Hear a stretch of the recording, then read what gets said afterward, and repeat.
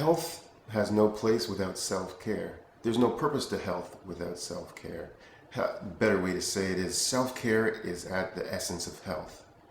What does this mean? This means that you cannot be healthy with neglecting self.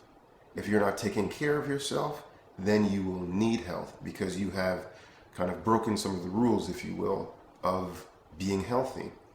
Therefore, we have different health practices to help you get back to the place of being able to self-care or take care of yourself. Now, there are three major environments that support the human environment of health. There is a mental version, there is an emotional version, and there is a physical version. They must be in unison to create the environment of health for every human being. We are all the exact same thing, therefore we thrive in the exact same environment. However, the difference only is how we talk about that environment or how we experiencing it, but it will always have these three elements.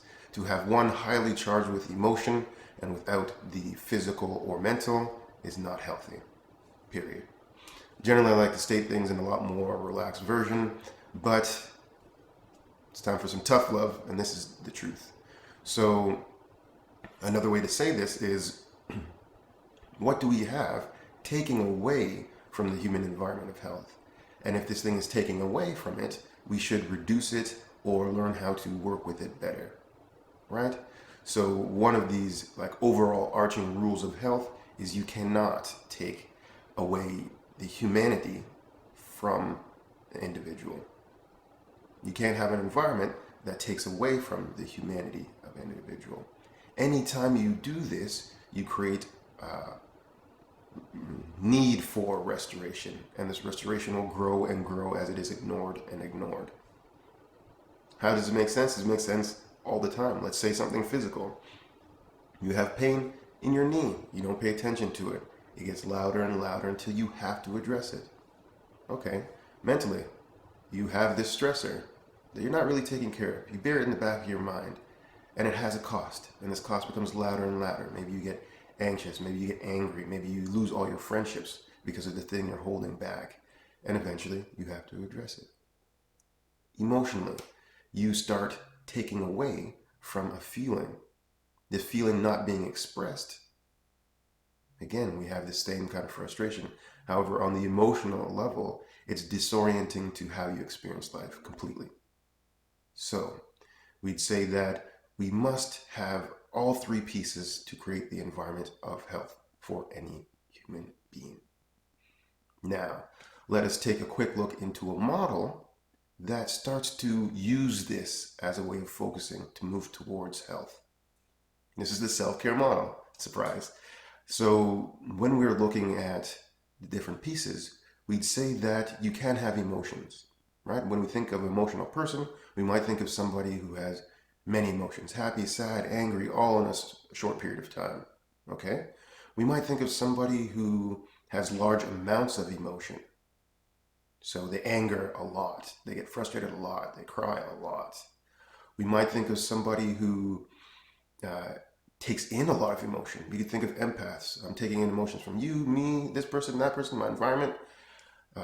These are ways of expression of emotion. However, we would not say that they are the combined version.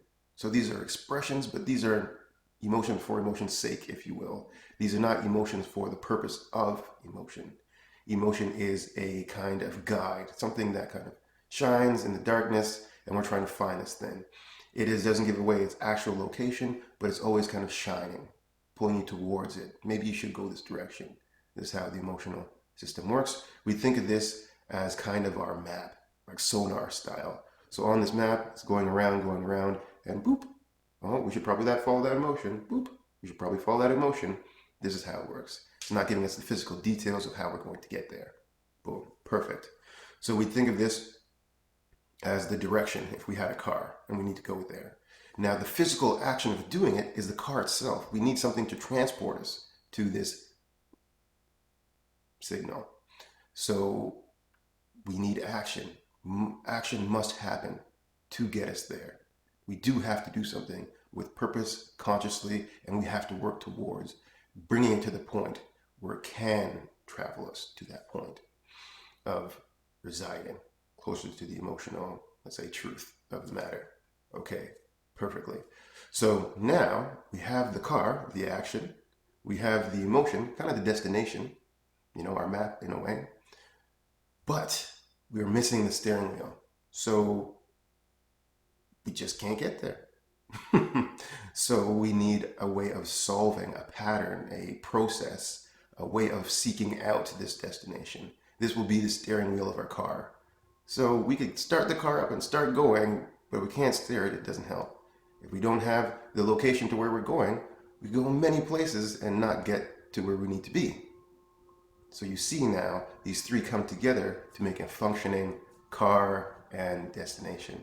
When we reach that destination, now we have started to unravel what it feels like to be in an environment of health.